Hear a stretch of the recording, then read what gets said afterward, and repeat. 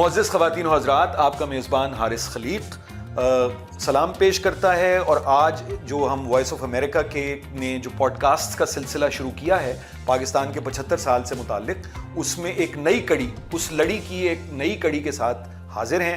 اور آج ہم گفتگو کریں گے پاکستان میں جو سیاسی قیدیوں اور سیاسی جلاوطنیوں کے 75 سال ہیں. چونکہ ظاہر ہے کہ ایک بڑی چیکرڈ سی ہسٹری ہماری رہی ہے جمہوریت کے سوال کو لے کر، یا قومی حقوق کے سوال کو اٹھا کر، یا جو طبقاتی سوال ہمارے ہاں رہا ہے. تو یہ ان تمام کے جو نشانہ بنے ہیں وہ سیاسی کارکن بنے ہیں. ویسے تو ہمارے بڑے بڑے سیاسی رہنما بھی جلاوطنی کا شکار رہے ہیں، لیکن جو سیاسی کارکن ہیں وہ ان سنگ ہیروز ہوتے ہیں. اور نئی نسل کے علم میں اور ہمارے سننے والوں کے سامعین کے علم میں یہ ہونا چاہیے کہ وہ کون سی قربانیاں تھیں جن کی بنیاد پر آج جو اگر ہم اجتماعی شعور کو آگے بڑھا ہوا دیکھتے ہیں، یا جمہوری آزادیوں کے لیے اپنا حق مانگنا ہم سمجھتے ہیں کہ اب لوگوں نے سیکھ لیا ہے یا کسی حد تک بات آگے بڑھی ہے، تو وہ کون لوگ ہیں اور وہ کون سی قربانیاں ہیں جس نے یہ سب ممکن بنایا. تو آج اس پہ گفتگو کرنے کے لیے سیاسی قید و بند اور سیاسی جلاوطنی، اور اس موضوع پر گفتگو کے لیے میں لندن میں موجود ہوں، اور میرے مہمان ہیں جناب اکرم قائم خانی. اکرم قائم خانی کا تعلق سندھ سے ہے. کراچی میں انہوں نے بیشتر اپنا وقت گزارا ہے سیاسی جدوجہد کا، اور اس میں جیلیں کاٹی ہیں، اس میں جلاوطنی کا شکار رہے ہیں، اور اب یہاں برطانیہ میں موجود ہیں. ساتھ ہی امتیاز علی خان صاحب ہیں. امتیاز علی خان صاحب نے پنجاب میں سیاست کی ہے، پنجاب میں طلبہ سیاست، پنجاب میں سیاسی حقوق، جمہوری حقوق کی سیاست. لاہور کے قلعے میں انہوں نے قید و بند کی صعوبتیں اور ٹارچر کا سامنا کیا ہے. امتیاز علی خان صاحب کا میں بہت شکر گزار ہوں، میں ممنون ہوں آپ دونوں کا کہ آپ تشریف لائے اور یہ بھی اب جلاوطنی کی زندگی گزارنے پر مجبور ہوئے. تو یہ آج کا موضوع ذرا مختلف ہے، لیکن میں سمجھتا ہوں کہ اس کی اہمیت اس لیے بھی بہت زیادہ ہے کہ ان سیاسی کارکنوں کی صعوبتوں کو اور ان کی مشکلات کو یاد کیے بغیر ہم پاکستان کی آج کی صورتحال اور آج کی جو سیاسی اس وقت ایک میں سمجھتا ہوں کہ ایک انتشار ہے، اس سے بھی نہیں سمجھ سکتے. اور یہ جو کمی واقع ہوئی ہے کہ ایک کمیٹڈ سیاسی کارکن، ایک وفادار سیاسی کارکن جیسا پہلے ہم دیکھا کرتے تھے 60 کی دہائی میں، 70 کی دہائی میں، 80 کی دہائی میں اور 90 کی دہائی تک، وہ ہمیں 21ویں صدی میں کیوں نہیں نظر آتا. تو ان سب پہ گفتگو کرنے کے لیے اور ان کی ذاتی زندگیوں سے متعلق بھی جاننے کے لیے، چونکہ یہ جو دو حضرات یہاں موجود ہیں، یہ میں سمجھتا ہوں کہ یہ علامت ہیں، یہ سمبلائز کرتے ہیں اس پوری سیاسی جدوجہد کو جو محض رہنما نہیں چلاتے، بلکہ اگر کارکن نہ ہو، اگر سرگرم فعال کارکن نہ ہو، ایکٹیوسٹ نہ ہو، تو وہ تحریکیں کامیاب ہونا تو درکنار چل ہی نہیں پاتی. تو میں اگر آپ اجازت دیں امتیاز، تو میں پہلا سوال اکرم قائم خانی صاحب سے کروں کہ ذرا پہلے تو اپنی زندگی کے بارے میں بتائیے. کہاں پیدا ہوئے، کب سیاست شروع کی، اور پھر کیا گزری، اور پھر میرے علم میں چونکہ ہے کہ پاکستان سے افغانستان کیسے پہنچے، پھر وہاں سے لیبیا، پھر وہاں سے یورپ. ذرا کچھ اس پر روشنی ڈالیے. بہت بہت شکریہ حارث بھائی، آپ نے بہت ہی شاندار موضوع پر یہ سلسلہ شروع کیا ہے، اور بڑا اچھا خیال ہے وائس آف امریکہ کا کہ پاکستان کے 75 سال کو سیلیبریٹ کیا جائے، اور ہم نے آزادی کیسے حاصل کی. تو اس کے ظاہر ہے کسی ملک کی آزادی کے حاصل کرنے میں ایک طویل عرصہ لگتا ہے، جدوجہد ہوتی ہے، مختلف قسم کے لوگ اور جو ہے وہ جدوجہد میں حصہ لیتے ہیں. تو ظاہر ہے آپ نے یہ کوشش کر رہے ہیں، آپ کے مختلف زندگی کے جو حصے ہیں ان کو اجاگر کریں. بڑی مہربانی، نوازش آپ کی. اور یہ ایک بہت ہی اہم جو ہے موضوع ہے کہ ہم سیاسی کارکن جو کہ سیاست پر یا پاکستان میں سیاسی تبدیلیوں پر یقین رکھتے ہیں، ہمارے ساتھ کیا گزری ان 75 سالوں میں، اور یہ لوگوں تک یہ بات جائے. تو جہاں تک آپ نے پوچھا میرے بارے میں، تو میں آپ کو بتاؤں کہ میں پیدا ہوا جیمس آباد میں، جس کا نام بعد میں تبدیل کر کے کوٹ غلام محمد کر دیا گیا. اور تو کوٹ غلام محمد تھرپارکر ڈسٹرکٹ کا ایک گاؤں ہے اس میں پیدا ہوا، اور ایک کہنا چاہیے متوسط گھرانہ کہیے کہ غریب گھرانہ کہیے، مطلب کوئی عام سے گھرانے میں ہم پیدا ہوا. اور ہمارا بیک گراؤنڈ آپ کو پتہ ہے، جیسے کہ قائم خانی نام سے سبھی جانتے ہیں کہ ہمارا بیک گراؤنڈ فوجی بیک گراؤنڈ ہے. ہمارے زیادہ تر رشتہ دار اور بزرگ میرے گھر کے اپنے دادا نانا وغیرہ سب فوجی تھے. تو اور یا زمینداری، ہمیں فوج میں ریٹائرمنٹ کے بعد آپ کو پتہ ہے زمینیں ملتی ہیں، تو اس کے بعد وہ زمینداری کرتے ہیں. تو یہ ہمارا بیک گراؤنڈ ہے. تو میں وہاں پیدا ہوا، اور اس کے بعد وہاں جیمس آباد میں پہلی کلاس میں اسکول گیا، اور پہلی کلاس میں اسکول گیا. اس کے بعد جو ہے وہ مجھے بڑا شوق تھا اسکول جانے کا، اسکول میں داخلہ لینے کا. تو میں اپنے دادا کے ساتھ بڑی ضد کر کے اسکول پہنچا، اسکول میں داخل ہو گیا. پھر 1 سال کے بعد ہی میرے والد جو ہیں انہیں کوئی زمینداری سے یا ان سے شوق نہیں تھا، وہ ذرا پڑھائی کی طرف زیادہ تھے. تو انہوں نے اپنا BCom کیا اس وقت. وہ اس زمانے میں حیدرآباد میں تھے. ان کی چھوٹی عمر میں شادی ہو گئی تھی. تو میں ان کا دوسرا بچہ تھا. پہلا میرا بڑا بھائی وہ 1 سال کے بعد اس کی، اور یہاں مطلب حیران کی بات ہے کہ میری والدہ صرف 15 سال کی تھی جب میں پیدا ہوا. تو بہت چھوٹی سی تھیں، اور ان کو پتہ بھی نہیں تھا کہ بچے کیا ہوتے ہیں. اور ان کی تھوڑی سی ذرا جیسے کہنا چاہیے، ویسے تو خیر گندے پانی کی وجہ سے میری ٹانگ متاثر ہوئی، لیکن یہ کہ میری والدہ ہمیشہ اپنے آپ کو سمجھتی ہے کہ میں بہت چھوٹی تھی، میں تمہاری کیئر نہیں کر سکی، اس لیے تمہاری ٹانگ جو ہے وہ پولیو کا شکار ہو گئی. خیر اینی تو ہمارے والد صاحب کو نوکری مل گئی کراچی میں. تو انہوں نے فیصلہ کیا کہ بھئی میں جو ہے وہ کراچی چاہوں گا، اور اپنے بچوں کو لے کے کراچی آ گئے. یہ کوئی 62 کی بات ہے، 1962 کی. جی ہاں 1962 کی بات ہے. 1962 میں وہ آ گئیں، اور ہم لوگ آ گئے کراچی. اور 62 یا 63 کی بات ہے، کیونکہ 1 یا 2 سال بعد 65 کی جنگ ہوئی تھی، مجھے یاد ہے اچھی طرح. تو ہم آ گئے وہاں پہ، اور آنے کے بعد کراچی میں نے اسکول اپنا باقاعدہ اسکول شروع کیا. تو وہاں مقامی اسکول تھا روزلین انگلش اسکول، وہاں پہ میں نے پڑھا. اس کے بعد پھر کنگ انگلش اسکول تھا، وہاں پڑھا. اور اس طریقے سے کرتے کرتے پھر میں میٹرک وہاں سے ہوا، اور میٹرک میں نے وہاں سے بلدیہ بوائز سیکنڈری اسکول تھا، وہاں سے میٹرک کیا کراچی سے. یہ بتائیے کہ سیاست میں، یعنی طلبہ سیاست اور پھر عملی سیاست میں میٹرک کے زمانے میں آ گئے تھے یا اس کے فوراً بعد آئے؟ دیکھیں جناب، آپ کا سوال بڑا اہم ہے، اور میں آپ کو سچ بتاتا ہوں کہ بالکل میں نے اسی زمانے میں جو میں میٹرک سے پہلے گرفتار ہو چکا تھا ایک دفعہ. یعنی میرے خیال میں 8ویں میں تھا، تو میں جب الیکشن لڑا تھا وہاں سے، اور وہاں سے میں اپنے اسکول میں بڑا پاپولر تھا. بھٹو صاحب پاپولر لیڈر کے طور پہ اس زمانے میں چھائے ہوئے تھے، اور ان کی پاپولر اسٹائل جو تھا تقریر کرنے کا، وہ میں اس کو کاپی کرتا تھا. اور اس کی وجہ سے میں اسکول میں جب الیکشن ہوا تو میرے خیال میں میرے مقابلے میں 32 بچے الیکشن لڑ رہے تھے، اور 32 کے 32 جو ہے، کوئی 5 ووٹ، کوئی 4 ووٹ، کوئی 6 ووٹ تھا. پورے اسکول نے مجھے ووٹ دیے سارے کے. تو بڑا موسٹ پاپولر میں بن گیا اسکول میں. تو اسکول سے ہی، لیکن میرا رجحان اسلامی جمعیت طلباء کی طرف تھا، کیونکہ میرا جو گھرانہ تھا وہ بنیادی طور پر شاہ احمد نورانی کے فالوورز میں تھے ہم. مطلب میرے والد ان کو اپنا بڑا مانتے تھے، اور وہ ان کے ساتھ. لیکن اسکولوں میں آپ کو پتہ ہے ہمیشہ ان کی کوئی جماعت اتنی پاپولر نہیں ہوئی نورانی صاحب کی. تو وہاں جو میری طرح کے بچے تھے وہ اسلامی جمعیت طلباء کی طرف رجوع کرتے تھے. تو میں اسلامی جمعیت طلباء کی بالکل ابتدائی نشستوں میں جانا شروع ہو گیا، اور مجھے وہ ایک لیفلیٹ ملا کرتا تھا کہ بھئی میں نے کتنی نیکیاں کی، کتنی بدی کی، کتنے لوگوں کو کراس کرایا. وہ میں بھر کے فارم دیا کرتا، اپنے ناظم کو دیا کرتا تھا بھئی کہ میں نے یہ کیا. اور مجھے یاد ہے کہ اس جانب سے مجھے جو پہلی کتاب پڑھنے کو ملی وہ تھی پیٹرولیم کی کہانی. تو وہ ہر ایک کو دیتے تھے. تو یہ ایک اس طرح سے سلسلہ چلتا رہا. اس کے بعد پھر جب میں الیکشن جیتا تو ظاہر مجھ پر نظریں طلبہ تنظیموں کی، دیگر طلبہ تنظیموں کی. یہ اسکول کا الیکشن جیتے آپ؟ جی ہاں، میں اسکول کا الیکشن جیتا، اور اس الیکشن کے جیتنے کے اوپر جو ہے مجھ پہ وہاں پہ مقامی طور پہ جو دوسری جماعتیں تھیں ان کی نظروں میں آ گیا، نمایاں ہو گیا. تو وہاں ہمارے یہاں ایک دوست ہوتے تھے ہمارے، ڈاکٹر نہال، ظفر نہال.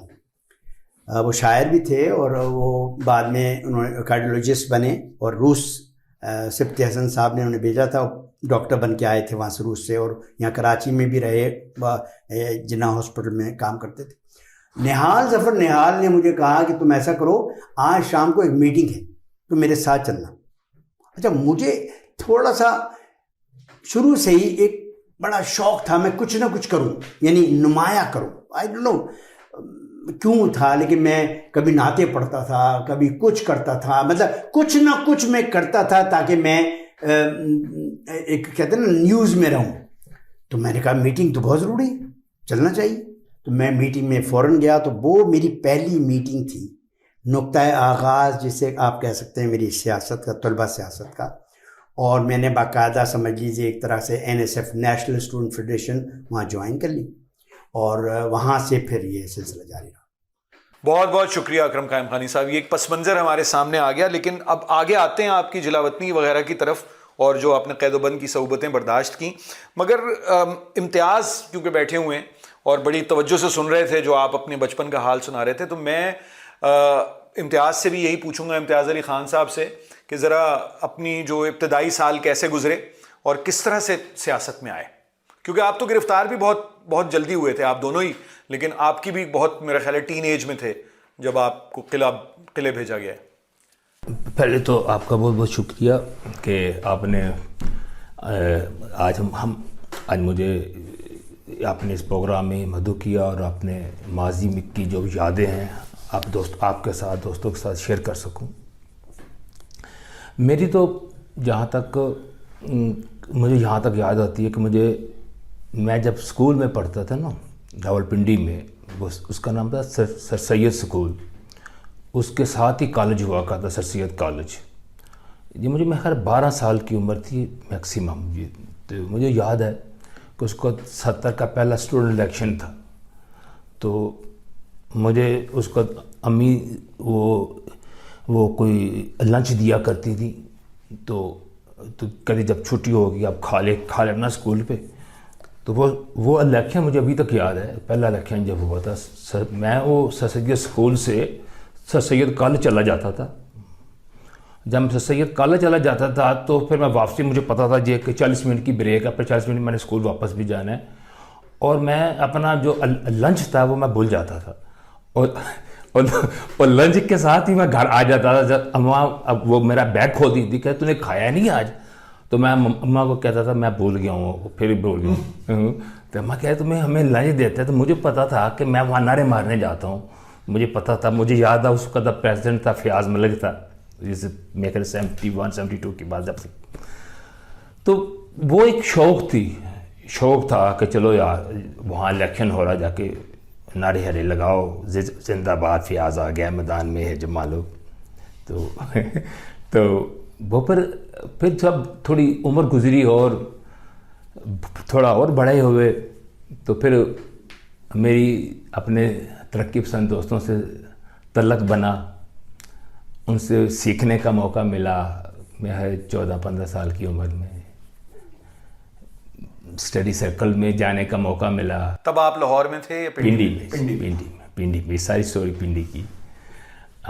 تو ان سے بھی کچھ سیکھا کہ دنیا میں انہوں نے ہمیں جو حزب روایت، سب سے پہلے اس عمر میں ہمیں ماں دے دی، ہم نے ماں پڑھی، جو اس کا میکسم گورکی کا ناول ہم نے پڑھ لیا بہت چھوٹی عمر میں، اور چیزیں سیکھ لی. لیکن جو تڑپ پیدا ہوئی نا، وہ بھٹو صاحب کی پھانسی نے دی ہمیں. کیونکہ میرے ابا پیپلز پارٹی کے تھے، بھٹو سے پیار کرتے تھے، اور جس دن بھٹو کو پھانسی ہوئی میرے ابا گھر میں روتے تھے. اور ہم بھی اس کو چھوٹے تھے، لیکن 4 اپریل 1979 کو. تو ابا کہا کرتے تھے اس کا کہ یہ ہمارے ضیاء الحق نے بیرونی سامراجیوں کے کہنے پہ ذوالفقار علی بھٹو کو آج پھانسی دی ہے. تو تو پھر اندرونی طور پہ جنہوں نے پھانسی دی اور بیرونی طور پہ جنہوں نے اس کا ساتھ دیا، تو ایک ہوتا ہے نا کہ انسان جب سوچتا ہے کہ ہم غلام ہیں اور کن کے غلام ہیں، تو وہ ایک شعور پیدا ہوا کہ ہم ان دونوں کے غلام ہیں پاکستان میں. پاکستان 14 اگست 1947 کو ایک علیحدہ مملکت تو بن گئی لیکن آزاد نہیں ہوا. وہ آزادی کی تڑپ نے ہمیں اسٹوڈنٹ یونین میں جانا پڑا، اور اسٹوڈنٹ یونین میں جا کے جو ہم اس وقت کر سکتے تھے اپنے شعور کے مطابق، اپنی عمر کے مطابق، جو ہم نے کیا. اور پھر آگے اپنی ایک ہسٹری ہے. وہ بتائیے، مطلب کب پھر جیل کب گئے؟ جیل میں گیا، ہمارے اسٹوڈنٹ یونین کا الیکشن تھا پنڈی میں 81 میں. کس کالج میں تھے آپ؟ میں تھا جی گارڈن کالج میں، گارڈن راولپنڈی میں. تو ہمارا اسٹوڈنٹ یونین کا الیکشن تھا، تو اس کا تو ہمارا حسب روایت جمعیت سے ہمیشہ اس روایت تھی، ہم ان کے خلاف ہی الیکشن، اس سے پہلے بھی کام کیا اس کے بعد بھی کیا. اور پھر ہمیں الیکشن کے بعد ہمارے کو جو دوست تھے ان سے ہمارے رابطے ہوئے. انہوں نے ہمیں بتایا گیا کہ ہمیں یہ فوجی ہیں، یہ پیار سے نہیں جائیں گے، یہ کسی طاقت سے جائیں گے. تو اس کو عمر کا تقاضا تھا، ہم نے بھی اتنا سوچا نہ سمجھا، شعور تھا، جذبہ تھا، اور ہم نکل گئے. اور پھر میں 1 دسمبر 81 میں گرفتار ہو گیا. دسمبر 81 میں گرفتار ہو گیا. میں گھر آ رہا تھا کالج سے، تو مجھے راستے میں الزام کیا لگا تھا آپ نے؟ الزام تو اس کا تو خالی لے گئے. الزام سے دیکھا آپ کے پاس اسلحہ ہے، آپ کے پاس اسلحہ چھپا ہوا ہے، آپ ہمیں اطلاع ہے آپ کے پاس ویپنس ہیں اور آپ کے پاس لیفٹس ہیں. تو وہ پھر راولپنڈی کے تھانوں میں مجھے رکھا گیا. تو اس کے بعد مجھے میرا خیال 1.5 مہینہ راولپنڈی کے مختلف تھانوں میں رہا.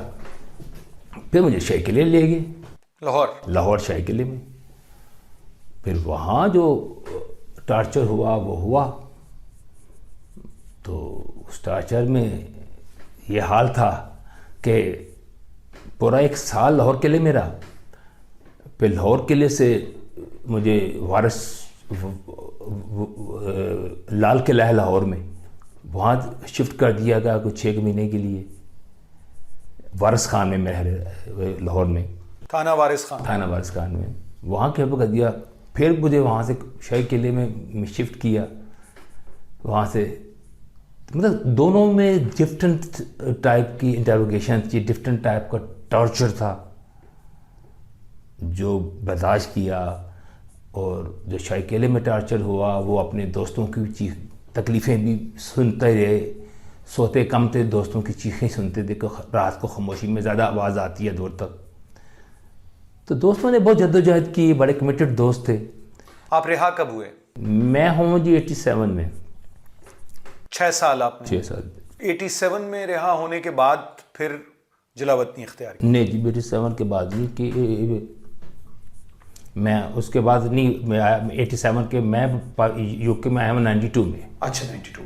میں اکرم قائم خانی صاحب کی طرف واپس جاتا ہوں. اکرم بھائی یہ بتائیے کہ پھر آپ کی گرفتاری اور اس کا احوال ذرا کیا تھا؟ آپ بھی میرا خیال غالباً 1981 میں ہی گرفتار ہوئے یا 1979 میں ہو گئے تھے آپ گرفتار؟ 79 میں گرفتاری، اگر آپ کا مطلب ہے آخری گرفتاری جو ہے وہ 81 میں ہوئی، مارچ میں، جب یہ پلین ہائی جیک ہوا. اس سے کوئی 10-12 دن پہلے، ٹھیک ہے، کیونکہ مطلب 14-13 دن ہائی جیکنگ رہی ہے میرے خیال میں. اس سے پہلے جس ہائی جیکنگ جو شروع ہوئی ہے سلام اللہ عرف ٹیپو نے، اس سے تھوڑے سے دن پہلے 1981 میں جو جہاز اغوا کیا تھا اور کابل لے گئے تھے. تو وہ وہاں میں اس وقت پی ایس ایف کا جنرل سیکرٹری تھا کراچی کا، پیپل اسٹوڈنٹس فیڈریشن. جی ہاں، پی ایس ایف کا جنرل سیکرٹری تھا. اور ہم موومنٹ چلا رہے تھے، اسٹوڈنٹس کے الائنسز بنے ہوئے تھے پورے پاکستان میں. اور پورے پاکستان میں جو ہے وہ گرفتاریاں بھی ہو رہی تھیں اور تعلیمی ادارے بند تھے سوائے کراچی یونیورسٹی کے. اور حکومت کا اور خاص بے ماشاء اللہ حکام کا یہ تھا کہ کراچی یونیورسٹی کو بند نہیں ہونا چاہیے. وہ یہ ان کا ایک موڈ تھا. کراچی یونیورسٹی بند ہونے سے پوری دنیا میں ایک زیادہ بات پھیلتی ہے کہ تعلیمی اداروں میں کہیں بھی ہوتا رہے کچھ بھی، کراچی یونیورسٹی جو ہے وہ بند نہ ہو. تو ہمارے دماغ میں بھی یہی تھا، اسٹوڈنٹس جتنے لوگ جمع تھے، کہ کچھ بھی ہو ہمیں کراچی یونیورسٹی کو بند کرنا ہے، تاکہ پورے پتہ چلے کہ طلباء جو ہے بے چین ہیں اور ہمارے مسائل ہیں. تو ہم نے پلان بنایا کراچی یونیورسٹی کو کے اندر مظاہرہ کرنے کا، اور مظاہرہ کر کے ہم نے کہا کہ وہاں مظاہرہ کریں گے اور نعرے لگائیں گے اور کوشش کریں گے کہ وائس چانسلر کو مجبور کریں کہ وہ یونیورسٹی بند کر دے. تو وہ اس دن جو ہے وہ ہم نے کیا. تو خیر وہ مظاہرے کے لیے سب لوگ جمع ہوئے، تمام کراچی سے طلباء جو تھے مختلف کالجوں کے، ہمارے یونٹ سیکرٹریز اور ان کے ساتھ طلباء وہاں جمع ہوئے، اور ہم کراچی یونیورسٹی میں جمع ہو رہے تھے. جمع ہوتے وقت ساتھ ہی میں کیا ہوا، ہمارا پلان یہ تھا کہ ہم جلوس نکالیں گے اور آ کر مظاہرہ کریں گے، اور اس کے بعد پوائنٹس جو ہوتے، پوائنٹس ہم کہتے ہیں ان بسوں کو جن میں طلباء آتے ہیں، کہ ان میں بیٹھیں گے اور ہم شہر چلے جائیں گے. اور گرو مندر میں ہمارا مین ٹارگٹ تھا وہاں کہ ہم جلسہ کریں گے اور مظاہرہ. کراچی میں قائد اعظم محمد علی جناح کے مزار کے نزدیک. بالکل یہ ہمارا منصوبہ تھا. لیکن وہاں ابھی یہ منصوبہ مکمل نہیں ہو سکا، کیونکہ ابھی ہم جمع ہی ہو رہے تھے کہ اچانک ایک بد نصیب ہمارے میجر صاحب، عام طور پہ اس زمانے میں نہ پولیس باوردی جامع کراچی میں آتی تھی نہ فوج، تو سوال ہی نہیں ہوتا، پولیس ہی نہیں آ سکتی تھی تو فوج تو کیا بات. تو وہ اتفاق سے میجر صاحب اپنی صاحبزادی کا داخلہ کرانے وردی میں آ گئے یونیورسٹی میں، اور آنے کے بعد انہوں نے اپنی گاڑی کھڑی کی ایڈمنسٹریشن کے نیچے، اور فوجی ان کا ساتھ میں سپاہی تھا، اس نے اتر کے، اور لوگ حیران ہو گئے. وردی میں ایک ماشاء اللہ کا دور تھا، مطلب لیکن فوج نہیں آ سکتی تھی یونیورسٹی میں، لیکن لوگ حیران تھے یہ آیا کیوں ہے، کون آدمی ہے. یہ بعد میں پتہ چلا کہ وہ بچی کا داخلہ کرانے وغیرہ کا کس سلسلے میں آیا تھا. لیکن اینی وے وہ صاحب آئے تو جیسے ہی وہ آیا تو کھلبلی مچ گئی، اور وہ سب ظاہر میں لوگوں کو جمع کر رہا تھا جلوس کے لیے. تو میرے پاس بھاگے لوگ آئے کہ جو ہے آرمی جیپ یہاں ہے اور آرمی کا افسر آیا ہوا ہے یونیورسٹی کے اندر. تو قائم خانی بھائی یہ کیسے ہوگا؟ میں نے کہا یار یہ تو صحیح، آؤ جلوس لے کے چلتے ہیں، اس کے خلاف نعرے لگاتے ہیں. ہم جلوس بجائے اس کہ کہیں اور جاتا، ہم ایڈمنسٹریشن بلاک کی طرف آ گئے اور جلوس نعرے لگاتے ہوئے. اور آپ کو پتہ ہے اس زمانے کے فیمس نعرے اگر آپ کو یاد ہوں تو یہی ہوتا ہے، فوج کا جو یار ہے غدار ہے، غدار ہے وغیرہ وغیرہ، اس طرح کے نعرے جو لگا کرتے تھے. وہ لاٹھی گولی کی سرکار نہیں چلے گی، نہیں چلے گی، جنرل کرنل کی سرکار نہیں چلے گی، یہ لگاتے ہوئے ہم آ گئے ایڈمنسٹریشن بلاک پہ. وہاں پہ وہ گاڑی کھڑی تھی اور لوگوں نے اس پہ حلہ بول دیا اس کو. اس کے بعد وہ بیچارہ جو سپاہی تھا اس کو تو ہم نے بھگا دیا. ہم نے کہا بھائی تم بھاگ جاؤ، تمہارا کیا کام لینا ہے، تم جاؤ. وہ بیچارہ وہاں سے بھاگ گیا. اس کے بعد لوگوں نے اس کو آگ لگا دی، جیپ کو. اس جیپ کو آگ لگنے کی وجہ سے وہ اتنی بڑی خبر بن گئی کہ BBC اردو سروس کی جو ہے اس زمانے کی سب سے اہم خبر تھی، شام کی پہلی خبر تھی کہ آرمی جیپ کو آگ لگا دی گئی اور یونیورسٹی بند ہو گئی. جو کہ ہمارا پرپس تھا کہ یونیورسٹی بند ہو جائے، وہ یونیورسٹی اس دن اناؤنس کر دیا گیا کہ یونیورسٹی بند ہو گئی. اور مجھے وہیں سے جمعیت طلباء کے کنڈوں نے، جو تھنڈر اسکواڈ کہلاتے تھے، تھنڈر اسکواڈ نے ہم پہ حملہ کر دیا.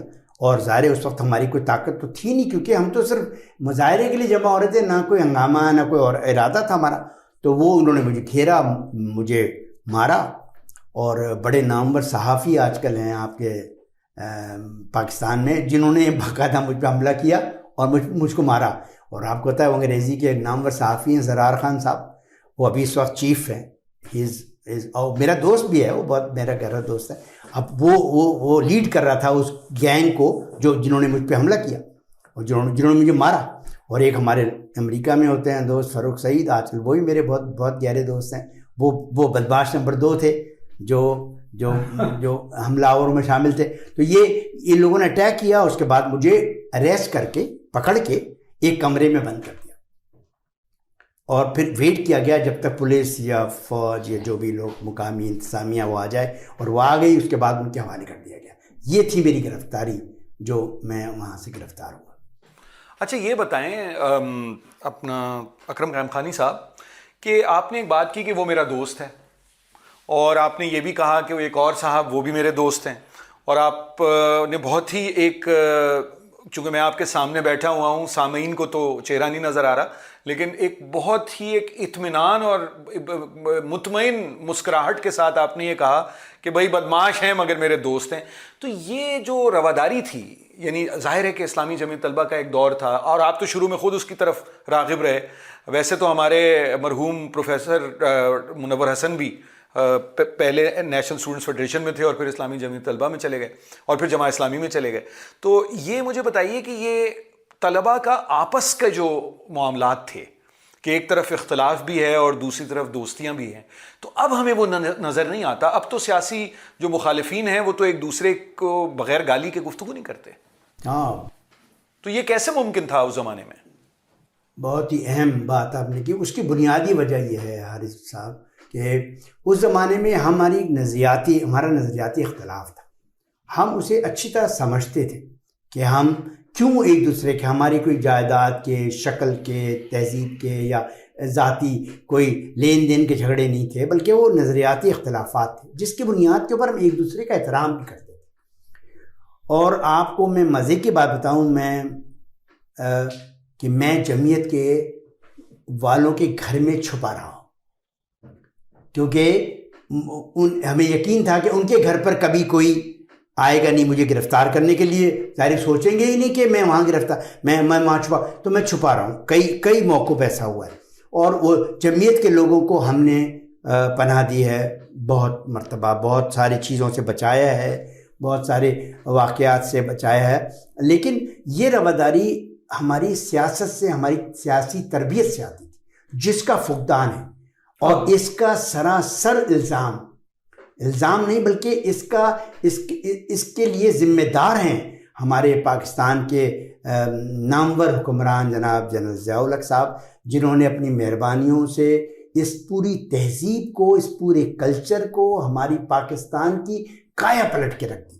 وہ جو گو کہ اس سے پہلے بھی ہماری تاریخ میں ایسی باتیں ملتی ہیں کہ ایسے واقعات ہوئے وغیرہ، لیکن ضیاء الحق صاحب نے باقاعدہ منصوبہ بندی کے تحت جو ہے وہ پوری سیاست کو، سیاسی کلچر کو، طلبہ تنظیمیں ختم کر، طلبہ یونینیں ختم کر دی، ٹریڈ یونینیں ختم کر دی، جو انسٹیٹیوشنز تھے، جو سیاسی ورکر بناتے تھے، چاہے لیفٹ کے ہوں یا رائٹ کے ہوں، وہ سب ختم کر. نظریاتی سیاست ختم کر دی، اور بلکہ سیاست ہی کے خلاف ایک پورا سلسلہ، اور سیاست کو گالی بنا دیا.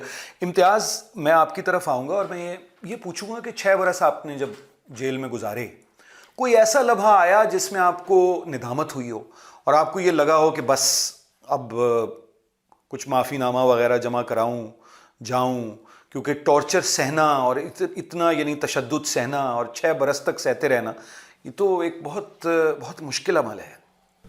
نہیں، میرے اس دور میں مجھے یاد ہے کہ 3 سے 4 ہزار میرے دوست آئے، کول اکبر جیل شاہ قلعے میں آئے، کوئی جلدی رہا ہو گئے، کوئی بعد میں آئے. سب میری ہسٹری سے جانتے ہیں میں نے جیل اور شاہ قلعہ کیسا گزارا، کن حالات میں گزارا. مجھے کوئی نہ ندامت تھی، نہ ہے، نہ ایسا کبھی موقع پھر آیا تو کبھی ہوگی. تو میں ایک پولیٹیکل ورکر تھا اور ہوں.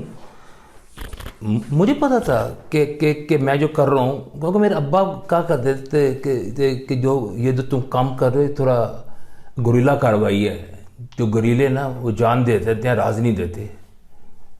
تو میں ٹریننگ کے بغیر ہی گوریلا بن گیا تھا.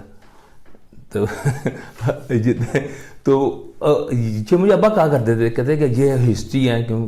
تو میرے دوست جانتے ہیں کہ جو مجھ پہ ٹارچر ہوا، میں بتانا نہیں چاہتا کیا ہوا کیا نہیں ہوا. تو بس یہ میں جانتا ہوں کہ جو ہو گیا. تو میں ابھی بھی قائم ہوں. میرا جو سیاسی فلسفہ ہے، نہ میں اس میں نہ میں نے پہلے کمپرومائز کیا، نہ آج کمپرومائز کر رہا ہوں، نہ کروں گا. لیکن جلا وطنی تو اختیار کرنا پڑی نا امتیاز. وہ جلاوطنی میں کئی صرف ایمانداری کی بات ہے کہ جلاوطنی کی دو یا تین اس کی وجوہات تھی. نمبر ایک بات تھی کہ میرے ماں باپ تھک گئے تھے پولیس پولیس گھر میں آ کے گالیاں کھا کے، میرے ماں باپ بہن گالیاں کھا کے، بھائی گالیاں کھا کے. ایک تو میرے ماں باپ اگ گئے تھے کیونکہ ایک لوور کلاس کا باپ 6 سال پنڈی سے ہر مہینے گٹھلی تھوڑا سامان لے کے لاہور جائے. اس نے اپنے بچے بھی پالنے، اس نے مکان کا کرایہ بھی دینا، اس نے اپنا دوسرے بچوں کی فیس بھی دینی.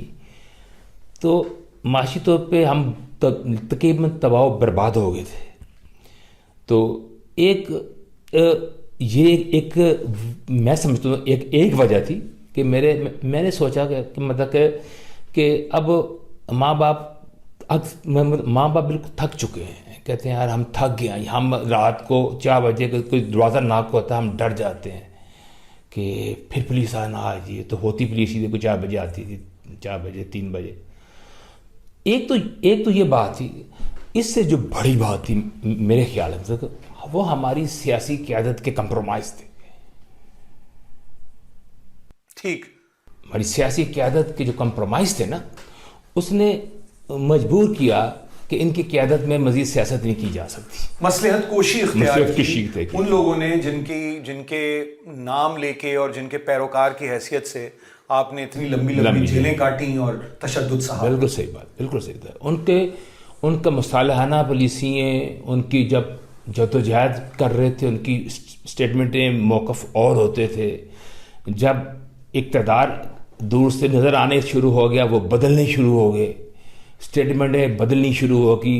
انہوں نے اپنا ماضی بھلا دیا، سیاسی ورکر کو دور کرنے شروع کر دیا، اپرچونسٹوں کو ساتھ رکھنا شروع کر دیا. تو ایسے حالات میں جب تم معاشی طور پہ تباہ و برباد ہو، سیاسی طور پہ تمہیں کوئی فیوچر نظر نہ آ رہا ہو، تمام لیڈرشپ جو ہے وہ کمپرومائز ہے، تو ایک لوور کلاس کے آدمی کے لیے کے طور پہ میں نے پھر سوچا امتیاز جو وہ بھائی چلیں، جو سیاست جو کرنی ہے وہ اپنی کرنی ہے. کم سے کم ماں باپ کو جو تھوڑا ایک معاشی طور پہ تھوڑا اسکول پہنچائیں، ان کو تھوڑے پیسے بھیجیں. اور تو 1992 میں 1992 میں آپ برطانیہ آ گئے. اکرم قائم خانی صاحب، آپ نے ذرا مختصراً، چونکہ وقت کی ظاہر ہے کہ قلت ہوتی ہے اس طرح کے پوڈ کاسٹ میں، ویسے تو میں یہ کہانیاں نہ جانے کتنی کہانیاں ہیں جو انسنی رہ گئی ہیں، ہمارے سیاسی جدوجہد کی سنی انسنی کہانیاں. لیکن یہ بتائیے کہ آپ پھر افغانستان پہنچے، پھر لیبیا آئے، پھر یہ ذرا مختصراً مجھے بتائیے یہ سفر، اور اس میں کچھ واقعات بھی جو آپ نے دیکھے ہوں جن سے آپ کی، کیونکہ آپ کی سوچ میں بھی، جیسے امتیاز نے کہا، آپ کی سوچ میں بھی بڑا فرق آیا ہے. کیونکہ میں ایک طویل عرصے سے واقف ہوں آپ کی جدوجہد سے، اور آپ بہت پیسیفسٹ اور بالکل اور طرح کی سیاست میں اب یقین رکھتے ہیں. تو یہ سفر کیسے مکمل ہوا؟ اس سوال کے جواب میں یہ کہوں گا میں کہ بالکل صحیح بات ہے. ظاہر وقت کے ساتھ ساتھ، عمر کے ساتھ ساتھ بھی انسان اپنی سیاست، اپنے رویوں میں، اپنی سیاسی طریقہ کار میں تبدیل آتا ہے. اس کا ظاہر مظہر ہے جو آج میں ہوں وہ بالکل وہ نہیں ہوں جو ایک زمانے میں تھا. اچھا خیر، اینی وے، وہ یہ کہ اس وقت ہماری گرفتاری ہوئی جو میں نے ابھی پہلے بتایا آپ کو، جیپ جلنے کے بعد، اور اس کے بعد کچھ ہی عرصے کے بعد ایک پلین ہائی جیک ہو گیا. پلین ہائی جیک ہوا اور سلام اللہ ٹیپو صاحب نے وہ پلین ہائی جیک کیا، اور اس پلین ہائی جیک ہونے میں ان لوگوں نے جو ہے وہ اس دوران میں 13-14 دن جو ہائی جیکنگ رہی، اس دوران پہ بہت ساری جگہوں پہ میرے انٹرویوز ہیں، اور وہ سارے ظلم کی داستانیں جو ہیں وہ میری موجود ہیں، جو 13-14 دنوں تک مجھ پر وہ تشدد ہوتا رہا، جب تک یہ پتہ نہیں چل گیا کہ یہ ہائی جیکرز کون ہیں. اس وقت تک وہ مجھے مارتے رہے کہ میں انہیں بتاؤں کہ ہائی جیکرز کون ہیں. جب سلام اللہ باہر آ گئے 2-4 دنوں کے بعد نکل کے، انہوں نے اپنے آپ کو دکھا دیا، تب تھوڑا سا سکون ملا. پھر یہ تھا کہ ان کے پاس اسلحہ کہاں سے آیا، یہ کون کہاں ہوتے تھے، کہاں چھپے ہوئے تھے اور وہ سمجھتے تھے کہ میں ایک لنک ہوں ان ہائی جیکرز اور ان کے بیچ میں. لیکن آپ کا تعلق تو ذوالفقار سے نہیں تھا، آپ تو پیپل اسٹوڈنٹس فیڈریشن میں تھے. جا اس وقت تو ذوالفقار کا کوئی تصور نہیں تھا, یہ ذوالفقار سے پہلے کی بات ہے. اچھا, ٹھیک ہے, وہ بعد میں تشکیل پایا. یہ ذوالفقار سے پہلے کی بات ہے. یعنی ذوالفقار موجود تھی لیکن اس طریقے سے کوئی کارروائیاں وغیرہ کچھ نہیں تھا اس کا. اگر وہ تھا بھی تو کسی حد تک وہ ایک وہ سمجھے تیاری تھی, ایک چھوٹی سی ایک کام وام کو چند لوگ جمع ہو کے کوشش کر رہے تھے آرگنائز کرنے کے لیے, کوئی ایز سچ ایک بڑا موجود نہیں تھا. تو ٹیپو صاحب کی طرف سے ایک لسٹ آئی, جب یہ گورنمنٹ کو بھی پتہ تھا تو انہوں نے شروع میں یہ کیا کہ مجھے اور ٹیپو کے والد کو تیار کیا, اور مجھے میرا پاسپورٹ اتوار کے دن نازم آباد میں اچانک دکان کھلوائی گئی بائی فورس طریقے سے, بیچارے دکاندار کو اٹھا کے لایا گیا, بولا کھول کر کے میری فوٹو کھینچی, میرا پاسپورٹ بنا. پاسپورٹ آفس سنڈے کو بند ہوتا ہے لیکن بن کے مجھے تیاری کی گئی کہ مجھے بھیجا جائے گا کہ میں ٹیپو سے بات چیت کروں اور ان کے والد ٹیپو کے کہ ہم اس کو رہا کروائیں. تو میں ان سے مستقل کہتا رہا, بھائی وہ میرے کو میں جانتا نہیں ہوں, مجھے کیوں مانے کا وہ میری بات, اس نے اپنی مرضی سے کیا ہوگا لیکن وہ بضد تھے کہ آپ کو جانا ہے. تو خیر ہماری مجبوری تھی, کیا کرتے.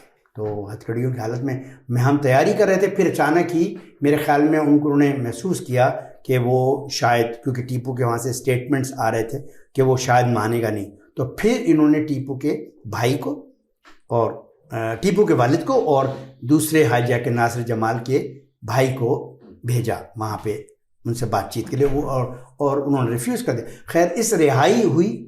ہم 54 کے قیدی آخر میں پہلے 100 150 125 کی لسٹ تھی, 105 کی تھی, کرتے کرتے ضیاء الحق 54 پرزنرز کو رہا کرنے پہ تیار ہو گیا. تو جو کہ بعد میں شاید ایک صاحب کم ہو گئے اور ایک نے ریفیوز کر دیا, تو 52 پرزنر ہم لوگ شاید باہر نکلے. ہم باہر آ گئے. باہر آنے کے بعد جہاز طیارہ جو تھا جو ہے وہ پہنچنا تھا دمشق. دمشق میں جو ہے وہ عین موقع پہ لیبیا پہنچنا تھا. ہم لیبیا کے اوپر پرواز کر رہے تھے لینڈنگ کی طرف پرواز کر رہے تھے کہ اچانک لیبین حکام نے انکار کر دیا لینے سے. تو ہم گھومتے رہے, ہم کہاں جائیں. اس کے بعد ہم جنیوا اتر گئے. جنیوا میں جا کے کھڑے رہے اور میرے خیال میں کئی گھنٹے سوتے رہے. ہمیں تو بیہوشی عالم تھا, اتنا طویل سفر تھا. اور اس کے بعد وہاں ہم لوگ سوتے رہے. پھر اچانک کوئی گورنمنٹ نے, جو یونائٹڈ نیشن کے لوگوں نے مذاکرات کیے اور ایسی صورت میں سیریا تیار ہو گیا شام کہ ہمیں یہاں لایا جائے. تو اب ہمیں دمشق پھر وہاں سے اٹھا کے لایا گیا. دمشق پہنچ گئے ہم لوگ. دمشق میں پھر ہم اتار لیے گئے. اتارنے کے بعد ہم ایک ہوٹل میں تھے اور وہاں رہے 1 مہینے بھر. اور مہینے کے بعد جو ہے وہ کچھ لوگ جو تھے وہ وہاں چلے گئے, جیسے کہتے ہیں نا اسائلم ان کا یونائٹڈ نیشن نے کر دیا. کسی نے جرمنی, کسی نے سویڈن, کوئی کہیں, کوئی ایک بیچ جو تھا وہ لیبیا چلا گیا. اور میں ان چند لوگوں میں سے تھا جنہوں نے جوائن کیا ذوالفقار کو. ہم نے باقاعدہ وہاں جوائن کیا ذوالفقار کو, اور ہم وایا انڈیا, وایا دلی ہم کابل آ گئے. ہم کابل میں رہے. تو کیونکہ ہمارا اس وقت بلیف تھا, مطلب یہ کہ ہمیں آرم اسٹرگل کرنی پڑے گی. آرم اسٹرگل کے بغیر پاکستان میں جمہوریت بحال نہیں ہوگی, یہ بلیف تھا. اور یہ بلیف جو تھا اس کی وجہ سے ہم نے اس کو جوائن کیا. لیکن آپ اگر ایمانداری سے دیکھیں کہ ہمیں وہاں جانے کے بعد جو ہمارے ساتھ سب دوست تھے, ان سب سے وہاں حالات دیکھنے اور وہاں کی جو صورتحال دیکھنے بعد ہمیں اندازہ ہو گیا بہت جلدی کہ ہم غلط جگہ پھنس گئے ہیں. اور یہ کوئی جد و جہد کی جگہ نہیں ہے. یہ یہاں کارکنوں کی سمجھیے کہ ایک طرح کی بے دریغ قربانی ہو رہی ہے, کہ یہ قتل عام ہے کہ مطلب بغیر کسی نظریے کے, بغیر کسی سوچ کے ہم لوگوں کو بھیجیں اور لوگ جا کے وہاں مر جائیں. ایک شخص کو مارنا, ایک ضیاء الحق کو مارنا ایک ٹارگٹ تھا. مطلب نظریاتی طور پہ کوئی نظام کی تبدیلی یا کوئی ایسا نہیں تھا. ہمارا ٹارگٹ ایک ہی ہوتا تھا, کسی بھی طریقے سے ہم ضیاء الحق تک پہنچ جائیں اور ضیاء الحق کو مار دیں. اور ہمیں ٹرائب, ہمارے دوستوں نے بے شمار کم از کم 10-15 اٹیمپٹ کیے مختلف طریقوں سے, اور مختلف طریقوں سے لوگ پکڑے بھی گئے. کبھی ایک موقع پہ قرآن پاک جو ہے وہ اس طرح کی کتاب رکھی گئی اور اس کو اس پہ غلاف میں ڈالا گیا اور اس کے اندر جو ہے وہ کیا. اس طریقے بہت اٹیمپٹ ہوئے لیکن ضیاء الحق بچتا چلا گیا. تو یہ ایک تھی. پھر میں وہاں سے ہم نے فیصلہ کیا کہ یہاں سے نکلو. تو پھر ایک موقع آیا کہ لیبینز چاہتے تھے کہ قذافی صاحب کی کتاب گرین بک کا کوئی ترجمہ کرے.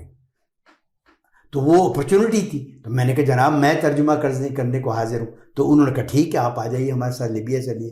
تو ہمیں ایک موقع مل گیا, ہم وہاں سے نکلنے کا خاموشی کے ساتھ. اور پھر برطانیہ کب آئے؟ 1990 میں جب ہماری گورنمنٹ جو ہے نا پہلی گورنمنٹ میرے خیال میں ختم ہونے والی تھی, ختم ہو گئی تھی میرے خیال میں, یا ختم ہونے, ہاں جہاں صادق علی تھے ہاں ختم ہو گئی تھی ہماری گورنمنٹ کے. بس ختم ہوتے ہی اس وقت مجھے یہ اطلاعات مل گئی. 1989 کی پیپلز پارٹی گورنمنٹ 90 کی بات پہلی. تو آپ پھر اس وقت انگلستان آ گئے. اچھا اب امتیاز آخری سوال آپ سے یہ ہے, کیونکہ یہ بہت دلچسپ گفتگو ہے اور اس میں کون لوگ تھے قلعے میں ساتھ, اور اب جو ہے ان سے رابطے ہیں جو دوست تھے پرانے, اور کچھ دوستوں کا ہم نے پہلے بھی ذکر کیا ہے, آپ نے کچھ نام لیے, کچھ اکرم صاحب نے نام لیے, تو وہ لوگ کہاں ہیں اور وہ سیاسی کارکن کس حالت میں ہیں؟ دیکھیں ان میں سے جتنے کارکن جو ہمارے ساتھ رہے ہیں ان میں سے میرے 90% تو بیچارے فوت ہو چکے ہیں. کسی کوئی عمر کا اس حصے میں تھے, انسان بیماریاں شروع ہو جاتی ہیں, انسان مر جاتا ہے, اور کئی لوگ اپنی پارٹی کے ہاتھوں ایک سیاسی طور پہ قتل ہوئے. وہ جو سیاست پارٹی کرنا چاہتی تھی وہ نہیں کرنا چاہتے تھے, وہ اپنی خودی میں خاموش ہو کے مر گئے. کہیں کہ معاشی حالات اتنے تھے, اتنی لمبی جیلوں کے بعد, ٹارچر کے بعد, کہیں کو بیویاں چھوڑ گئیں, کہیں میڈیکلی طور پہ تباہ ہو گئے, کوئی ذہنی طور پہ تباہ ہو گئے. اور ان میں سے آج بھی امین مغل صاحب ہیں ہمارے, خاون نیم ہاشمی ابھی بھی میرے ساتھ ہے, لاہور میں ہوتے ہیں. باقی زیادہ لوگ فوت ہو چکے ہوئے ہیں. کہیں سے رابطہ ہوتا ہے لیکن اکثر لوگ فوت ہو چکے ہیں, یا تو فوت ہو گئے ہیں, انتقال کر گئے ہیں, یا قسمہ پرسی کی زندگی گزاری ہے. اور مجھے ایک یاد ہے, میں اس کا ذکر ضرور کرتا چلوں کہ پیپلز پارٹی کا دور تھا. کو ہمارا جو دوست ایک جس کو ظہور لائی کے قتل میں پھانسی دی گئی, رزاق جھرنے کو, اس کا ایک استاد تھا ہمارا بہت اچھا دوست بکھر کا, ماہر عطا محمد. اس پیپلز پارٹی کی حکومت تھی سینٹر میں. تو میری فون پہ باتیں رہی, اس نے مجھے کبھی کچھ نہیں بتایا کیا حالات ہیں, لیکن میں نے جو کچھ ہو سکتا تھا, انسان دوستوں کی ہیلپ کرتے ہیں, لیکن اصل حالات مجھے نہیں پتہ تھے بیچارے کہ حالات, معاشی حالات کیسے ہیں. اور جب وہ فوت ہو گیا مجھے پھر دوسرے دوستوں نے بتایا کہ جس بندے نے پوری زندگی اس پارٹی کے لیے جیلیں کاٹ دیں, کو زندگی تباہ و برباد کر دی, اور وہ اس لیے مر گیا کہ اس کے پاس دوائی کے لیے پیسے نہیں تھے. وہ جو دوائی تھا وہ خرید نہیں سکتا تھا. تو مجھے بہت تکلیف ہوئی. میں نے کہا کہ پیپلز پارٹی جو سینٹر میں آج ان کے نام لیتے ہوئے تھکتی نہیں ہے زبان پہ کہ انہوں نے قربانیاں دی, لوگوں نے قلعے کاٹے, لوگوں نے کوڑے کھائے, لیکن جب تمہاری مرکز میں حکومت ہو, ایک آدمی ایک پولیٹیکل ورکر اس لیے مر جائے کہ اس پر دوائی کے لیے پیسے نہیں تھے. اکرم قائم خانی صاحب, آپ سے میرا آخری سوال یہ ہوگا کہ 30 برس ہو گئے آپ کو, 30 برس سے زیادہ ہو گئے, لیکن آپ کا دل اٹکا رہتا ہے, اور کبھی کوئی فیض کا میلہ آپ کرا رہے ہیں, کبھی کوئی پاکستان کا ادبی میلہ کرا رہے ہیں, کبھی کوئی موسیقی کے پروگرام پاکستان کی ثقافت کو اجاگر کرنے کے لیے کرا رہے ہیں. تو دل کیسے لگا ملک سے باہر؟ بڑا مشکل تھا. ہائے کیا چیز غریب الوطنی ہوتی ہے. تو واقعی بہت بڑا سخت وقت تھا, لیکن اس کا جواب یہی تھا کہ ہم اپنے آپ کو مصروف رکھیں. تو ابتدا میں تو پیپلز پارٹی سے امید بندی رہی اور آج بھی ہے. آج بھی اگر پاکستان کی جو سیاسی قوتیں ہیں اگر ایمانداری سے دیکھا جائے تو میرا نہیں خیال کہ پیپلز پارٹی کے علاوہ کوئی ایسی جماعت ایسی قوت ہے جہاں کچھ تھوڑی سی کہتے ہیں نا تھوڑی سی کوئی روشنی نظر آتی ہے جہاں, تو وہ ایک ہی جماعت ہے جہاں تک میرا یہ ماننا ہے. خیر تو اس کے لیکن ہم ایکٹیوسٹ نہیں رہے, تو ہم نے اپنے دل کو اس طرح کیا کہ اب بہتر یہ ہے کہ ہم کہیں اور دل لگائیں. تو پھر وہ ظاہر بائیں بازو کی سوچ رکھتے ہوئے پروگریسو سوچ رکھتے ہوئے سوچا کہ کیوں نہ جو پاکستانی جو لوگ یہاں بستے ہیں ان کے اندر ادب کے لیے اور ان کے کلچر کے لیے کام کیا. دوستوں نے مل کر کے فیض فاؤنڈیشن بنائی اور مختلف قسم کے فرنٹس بنائے, اس پہ ہم کام کر رہے ہیں گزشتہ کوئی 10-12-15 سالوں سے. وہ بڑا اچھا طریقہ. میں سمجھتا ہوں کہ آج کی اس پوڈ کاسٹ میں یہ بات ضرور اس کو شامل کیا جانا چاہیے کہ لوگ یہ جان لیں کہ جب تک قومیں اپنے اصل ہیروز اور اپنے اصل لوگوں کو یاد نہیں کرتی, جو قومیں, ان کی آزادیاں قائم نہیں رہ سکتی. اسی نوٹ پر خواتین و حضرات یہ بہت اہم بات کی اکرم قیام خانی صاحب آپ نے. میں بہت ممنون ہوں آپ کا اور امتیاز علی خان صاحب آپ کا کہ آپ نے وقت نکالا. اور سامعین, ایسی نہ جانے کتنی اور کہانیاں ہیں جیسے میں نے پہلے عرض کیا کہ سیاسی کارکنوں کی جو جدوجہد رہتی ہے تیسری دنیا کے کسی بھی ملک میں, مگر ہمارے ملک پاکستان میں خاص طور پر جو جمہوری آزادیوں شہری آزادیوں کے لیے انسانی حقوق کی بحالی اور پاسداری کے لیے وہ ہمیں بھولنی نہیں چاہیے.